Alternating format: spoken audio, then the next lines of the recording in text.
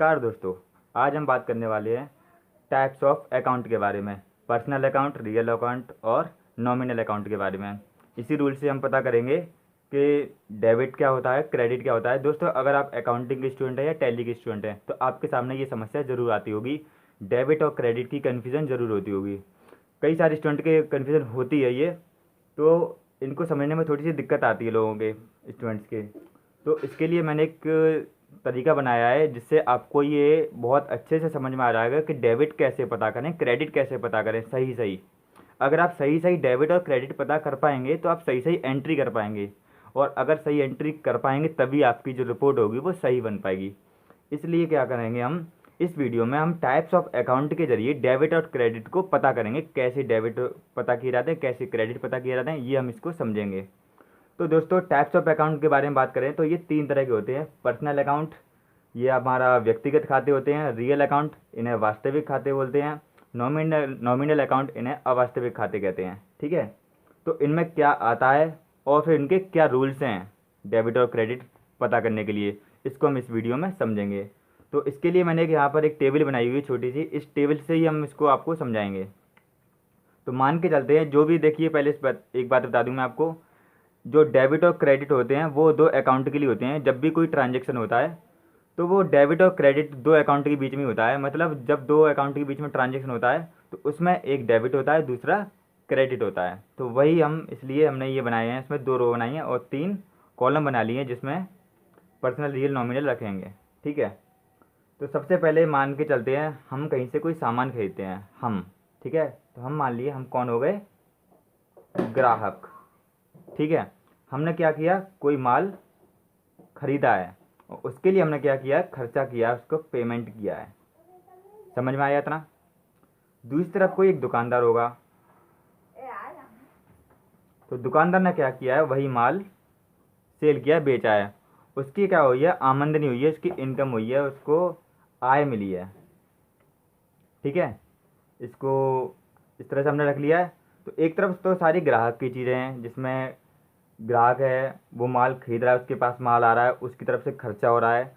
दूसरी तरफ दुकानदार है, उसने वो माल बेचा है, उसकी इनकम हो रही है।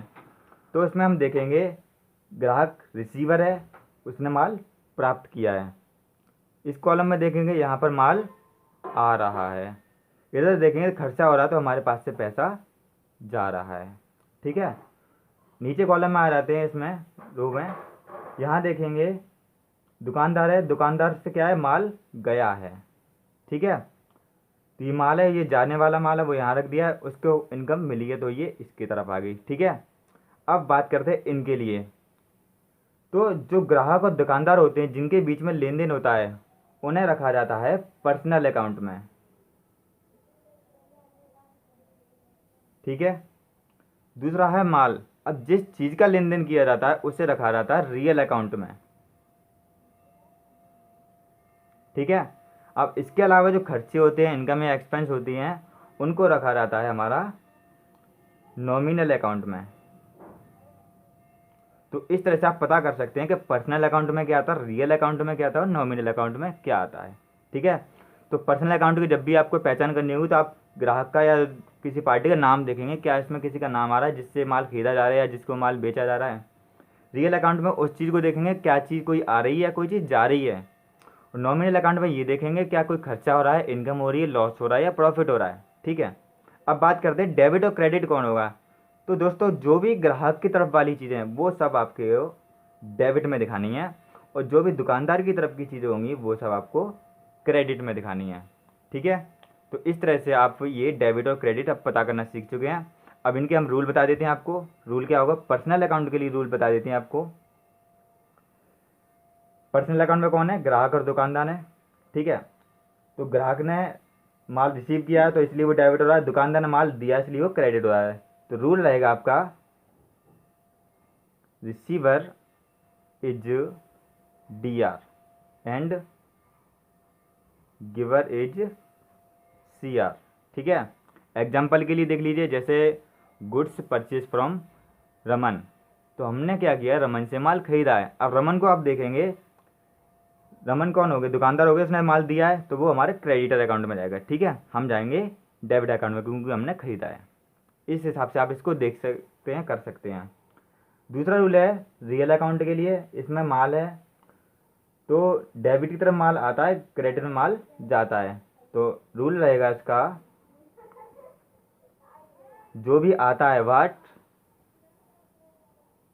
Comes in D R and what goes out CR, जो आएगा उसे डेबिट किया जाएगा, जो जाएगा उसे क्रेडिट किया जाएगा। जैसे हमने माल खरीदा है तो खरीदने पर माल हमारे पास आता है, तो जो माल खरीदा हुआ है, जो परचेस है, वो डेबिट रहेगी। जब हम माल सेल करेंगे तो वो हमारे लिए क्रेडिट रहेगी। अब बात आती है नॉमिनल अकाउंट के रूल की। तो यहाँ पर खर्चा है, इनकम है, एक्सपेंस है, लॉस है। इनमें क्या होता है, पैसा आ रहा है या जा रहा है, इन तरह की चीज़ें होती हैं। तो all expenses and losses DR, जो भी आपके खर्चे होंगे, जो लॉस होगा, वो सब डेबिट होगा। ऑल इनकम्स एंड प्रॉफिट्स, या जो भी आपकी इनकम होगी, जो आपका लाभ होगा, वो आपका जाएगा क्रेडिट में। जैसे आपने किसी को सैलरी दी तो आपकी जो सैलरी है वो जाएगी आपकी एक्सपेंस में, तो वो होगी डेबिट में। आपको कमीशन मिली है तो वो आपकी इनकम में है, प्रॉफिट में है, इसलिए आपको क्रेडिट में दिखाना पड़ेगा। तो दोस्तों आप मात्र इस चार्ट को ध्यान में रखकर ही आप डेबिट और क्रेडिट को आराम से पता कर सकते हैं, और ये भी पता कर सकते हैं कि पर्सनल अकाउंट में कौन आएगा, रियल अकाउंट में कौन आएगा और नॉमिनल अकाउंट में कौन आएगा। अब इसमें केवल दो ही चीज़ें हैं, डेबिट है या क्रेडिट है। तो आपको बस एक का रूल याद रखना है, चाहे तो आप डेबिट का रूल याद रख लीजिए या क्रेडिट का। जब आपको एक अकाउंट पता चल जाएगा तो उसमें एंट्री में दूसरा अकाउंट ऑटोमेटिक किसी अदर का ही होगा। जैसे आपने अगर डेबिट पता कर लिया तो जो दूसरा अकाउंट है वो क्रेडिट का ही होगा। For example, goods purchase from mister A, mister A से माल खरीदा है। अब हमें इसमें ही पता करना है कि इसमें पर्सनल अकाउंट आ रहा है, रियल अकाउंट आ रहा है, नॉमिनल अकाउंट आ रहा है। इसमें दो अकाउंट जरूर होंगे, ठीक है। तो सबसे पहले हम चलते हैं पर्सनल अकाउंट से। पहचान क्या है, इसमें ग्राहक या दुकानदार होंगे जो माल बेचते होंगे या फिर कोई खरीदता होगा, ठीक है। तो पार्टी का नाम आता है इसमें, तो पार्टी का नाम इसमें कहाँ है, ये गया मिस्टर ए। तो मिस्टर एक पार्टी है जिससे माल खरीदा गया है। अब हम देखेंगे ये रिसीवर है गिवर है, क्योंकि रूल के अकॉर्डिंग क्या, receiver is D R, giver is C R. तो पार्टी को देखेंगे रिसीवर है या गिवर है। Goods purchase from mister A, तो मिस्टर ए से हमने माल खरीदा, तो मतलब वो देने वाली पार्टी है, वो गिवर है। तो गिवर कौन होता है इसके अकॉर्डिंग, दुकानदार गिवर ही तो होता है, तो क्रेडिट हो गया वो।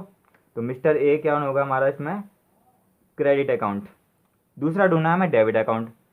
तो दो ही तो चीज़ होंगी, किसी पार्टी से माल खरीदा है तो एक तो पार्टी हो गई, दूसरा माल हो गया हमारा जो हमारे पास आ रहा है। तो आने वाले को क्या किया जाता है, डेबिट। तो ऑटोमेटिक आप समझ गए, यहाँ पे एक हमने पता कर लिया तो दूसरा पता चल जाएगा। या फिर हम पहले इसको पता कर लेते डेबिट को, जैसे हमारे पास आ रहा है ये माल तो डेबिट है, तो पार्टी ऑटोमेटिक क्रेडिट होगी। तो एक को आप पता कर लीजिए। तो अपने आप को चाहे तो दुकानदार मान के चलिए या ग्राहक मान के चलिए, लेकिन आपको जो भी हिसाब किताब करना है वो अपने अकाउंट को देखते हुए करना है कि हम किसका हिसाब किताब लगा रहे हैं, किस बिजनेस का लगा रहे हैं या किस कंपनी का हिसाब किताब लगा रहे हैं, उसके हिसाब से आपको ये करना है।